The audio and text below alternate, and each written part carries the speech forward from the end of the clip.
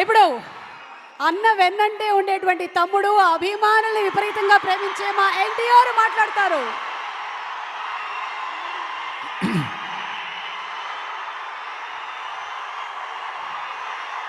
ముందుగా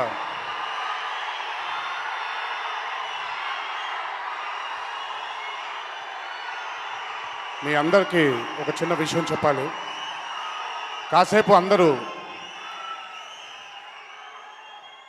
ముందుగా ఏదైనా మాట్లాడే ముందు ఈ మధ్య జరిగినటువంటి ఒక ఘోరమైన సంఘటన మీ అందరికీ తెలిసిందే. మన దేశ భద్రత కోసం, మన భద్రత కోసం జరిగినటువంటి ఒక ఘోర సంఘటన కాను మన దేశం కోసం అహర్నిశలు కుటుంబాల్ని వదిలేసి పహారా కాస్తున్నటువంటి ఆ వీర జవాన్ల కోసం, అలాగే ఈ మధ్య మా తెలుగు ఇండస్ట్రీలో మేము కొంతమంది దిగ్గజాలని కోల్పోయాం. అటు విజయ్ బాపినేడు గారు అవ్వచ్చు, రీసెంట్గా కోట రామకృష్ణ గారు అవ్వచ్చు. ఒక్కసారి వీళ్ళందరి ఆత్మ కోసం శాంతి చేకూర్చాలని ఒక్క నిమిషం అందరూ మౌనం పాటిస్తారని మీ అందరినీ వేడుకుంటున్నాను. Thank you.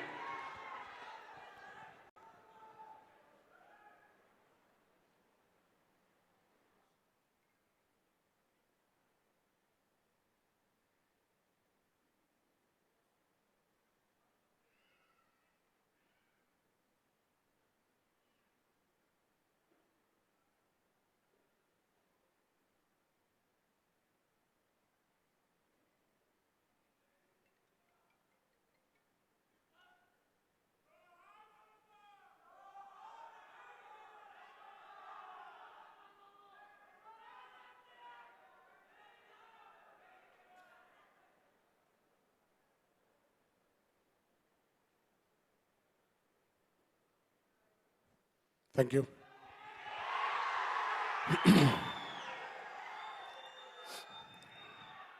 ఈరోజు ఇక్కడికి విచ్చేసినటువంటి నందమూరి కుటుంబ అభిమాన సోదరులందరికీ, వేదికను అలంకరించినటువంటి పెద్దలందరికీ,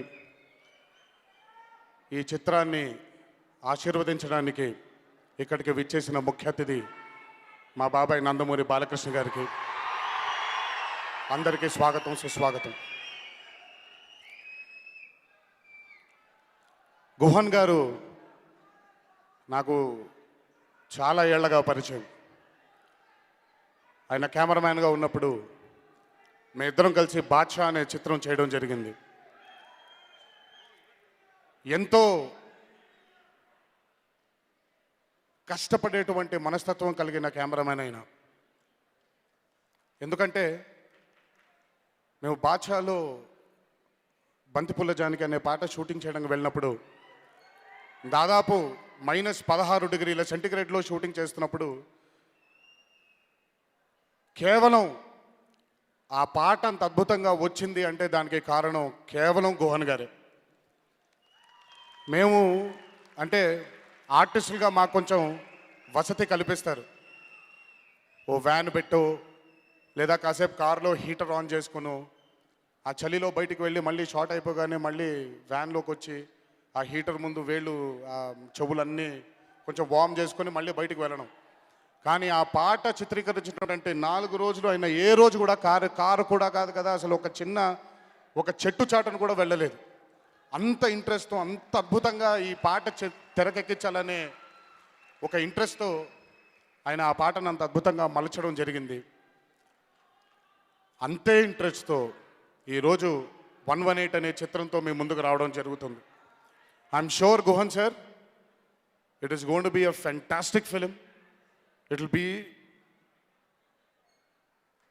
one of the best films అన్న has ever been a part of. All the best you అండి.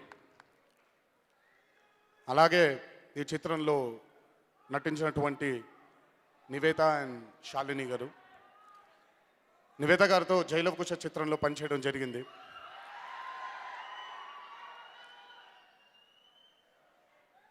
బై ద వే నేను ఈ చిత్రాన్ని చూడడం కూడా జరిగింది. ఒక సీన్లో నివేత చేసినటువంటి పర్ఫార్మెన్స్ నిజంగా నాకు తెలియకుండా నా ప్రమేయం లేకుండానే నా కళ్ళలోంచి నీళ్లు బయటికి రావడం మొదలైంది. She's truly one of the best actors we have in this generation. Keep it going Nivetha, many more to come your way. And అలాగే శాలిని గారు, ఆవిడ పోషించినటువంటి పాత్రలో ఎంతో హుందాగా, ఎంతో సపోర్టివ్గా ఆవిడ అన్న పక్కన ఆవిడ కూడా పర్ఫామ్ చేసి ఈ చిత్రంలో ఆవిడ యొక్క కష్టాన్ని కూడా జోడించి ఈ చిత్రం విజయానికి ఆవిడ కూడా రేపు పొద్దున ఒక ముఖ్యమైన కారణం అవ్వబోతున్నారు. Congratulations Shalini, and many more to come your way as well. All the best.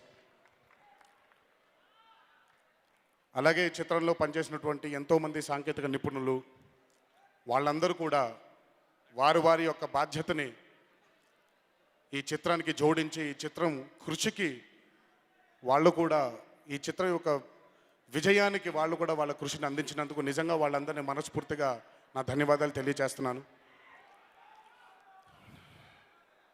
And అలాగే మహేష్ గురించి నేను ఎంత తక్కువ మాట్లాడితే అంత మంచిది. ఎందుకంటే లేకపోతే మామూలుగా మహేష్ గురించి నేను మాట్లాడితే సెల్ఫ్ డప్పా కొట్టుకున్నట్టు అవుతుంది. మాకు బాగా కావాల్సినటువంటి వ్యక్తి ఈ చిత్రం ద్వారా ఒక అద్భుతమైన విజయాన్ని సాధించి ఇంకెన్నో మంచి చిత్రాలు తీయడానికి తన పరంపరని ఈ చిత్రం ద్వారా మొదలు పెట్టాలని ఆ దేవుణ్ణి మనసారా కోరుకుంటున్నాను. ఇక మా అన్నయ్య,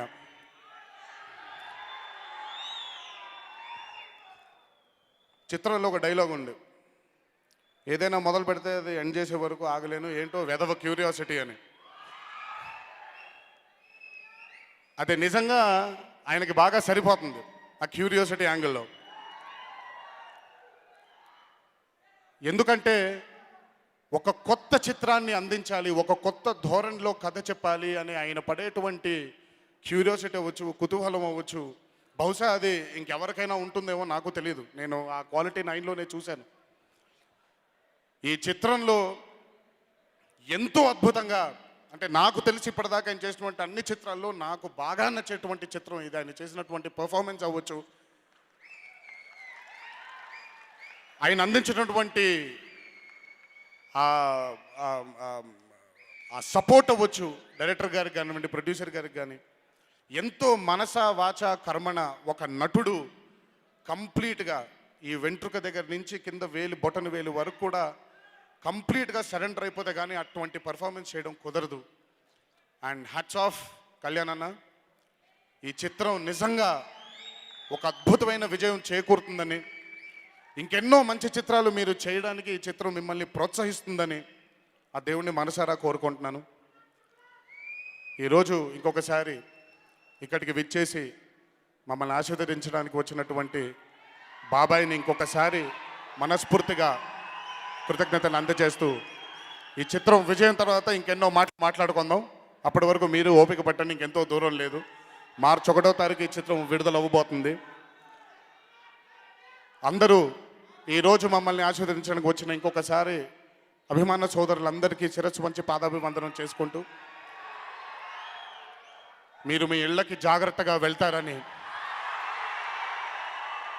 మీ తల్లిదండ్రులకి, మీ కుటుంబ సభ్యులందరి పట్ల మీరు బాధ్యత వహిస్తారని